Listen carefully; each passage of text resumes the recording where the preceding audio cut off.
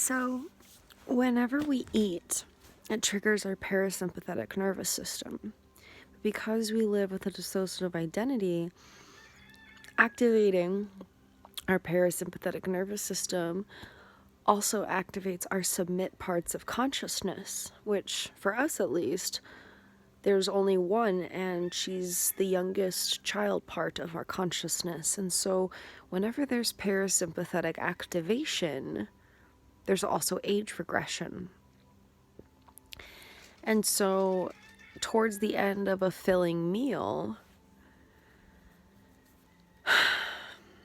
you can feel the intensity of the shift in the body, and we have to get grounded. Today we were able, hi Pookie Bear. Today we were able to stay at the table for the first time in a really long time. Normally we have to go lay down. It's so intense. And so the chicken outside my window making a funny sound. A little distracting. Yeah, hi Papa. Hello, sweet mango. She's like, Mama, why aren't you cuddling with me? So parasympathetic activation also induces age regression. And so as I'm eating, I can feel here. I wanted to go up by the window.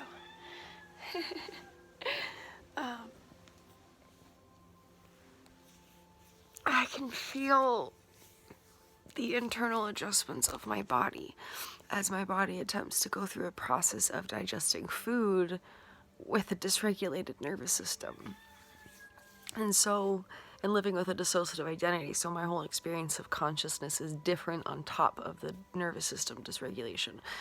And so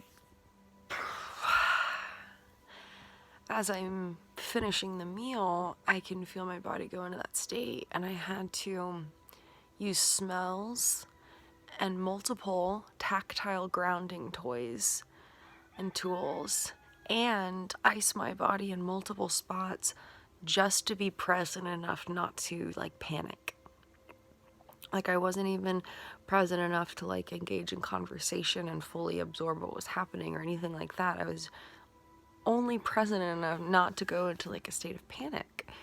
And so normally that's where we go take a nap, because we just can't handle the transition. It's too intense. We'd rather just crash into the parasympathetic and tune out for the experience of our body going through the process of digestion, basically. And so when we eat, there's parasympathetic activation, submit part, so there's depression, age regression, feeling small, wanting to hide, feeling like curling up, coldness of the body sometimes if it's really extreme, variety of things. And after eating, that was the other thing. Come on, we took mental notes on this. After eating, we go into a state of exhaustion, fatigue, body fatigue. Like they say, oh, I ate so much I went into a food coma. Eating any kind of standard meal, if it's anything more than just a few bites, basically.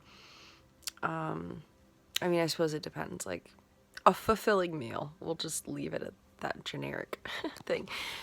But fulfilling meal, I know, getting caught in internal judgments, making us dissociate. Never give up.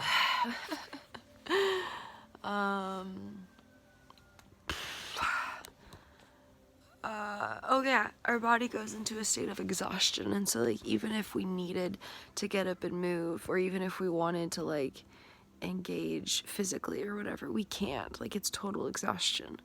And so I would like to understand more about nervous system dysregulation so that I can find more hope in things not being this way for the rest of my life. There absolutely must be ways to heal a dysregulated nervous system, not just cope with it. I'm a firm believer that anything is possible, especially nowadays with the infinite opportunities we are blessed with through technology and all varieties of evolutionary advancements of our human species. But this is very specific, very intensive, very all-consuming, very dramatic in its effect on the brain and the body. There's a lot of things that only affect one dominantly and like subtly affect the other because they're linked, but to affect both very dramatically, it's something worth exploring.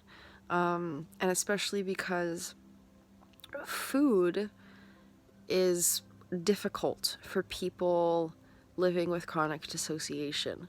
The process of food preparation and physical eating is very challenging for a variety of reasons. Eating disordered behavior associated with flight parts of consciousness and sympathetic nervous system dysregulation being one of many. And so food is a very basic thing that our health requires. There's no way around it. I've tried.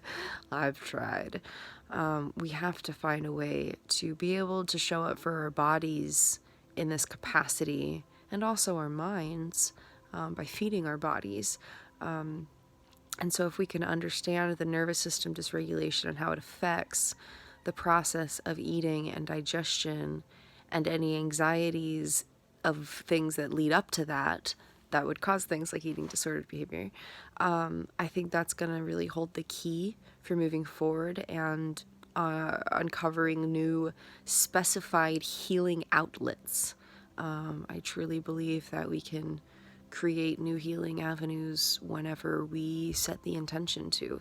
Healing is always accessible through the energetic vibrational frequencies of nature alone. It's science. It's a beautiful thing. And so to explore the inner workings of our body-mind and our mind-body, if you will, our conscious awareness and the subconscious and all the different particulars that are affecting the experience of the health and well-being and whatnot of me and people like me, potentially, I really think that's going to hold, that knowledge is going to hold the keys to move forward with more radical healing. Because this is intense and eating is a huge struggle, and all of our other healing becomes impossible when we can't eat or can't eat well. And so this is a very foundational piece that needs to be addressed, and it's scary because it is so intense and it is so all-consuming. And to have something be so intense when you need food to survive and a lot of people don't understand what's happening, it's very scary. It's absolutely terrifying. And knowledge is power, and if we can find this knowledge, uncover this knowledge, we're going to have more power in these really scary situations, and that's why this is important. So thanks so much for joining the Kristin Chronicles healing journey. I was not around when we actually started sharing the Kristin Chronicles. I came out in August of 2018, over a year after we started the Kristin Chronicles. We had shared our journey in other capacities before, but not ever that intimately.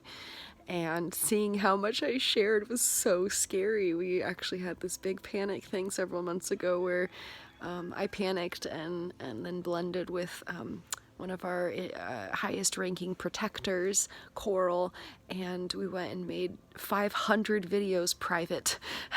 We were so terrified at how much was on our YouTube, and so it's been very fascinating, and I just want to say that I'm so grateful for this avenue of sharing. I'm so grateful for all the healing that was experienced within my consciousness before I was aware that we were sharing. I'm so grateful for this opportunity to connect with people all over the world and combine our knowledge and grow in our healing capacity as a collective consciousness, not just my individual consciousness. It's very empowering.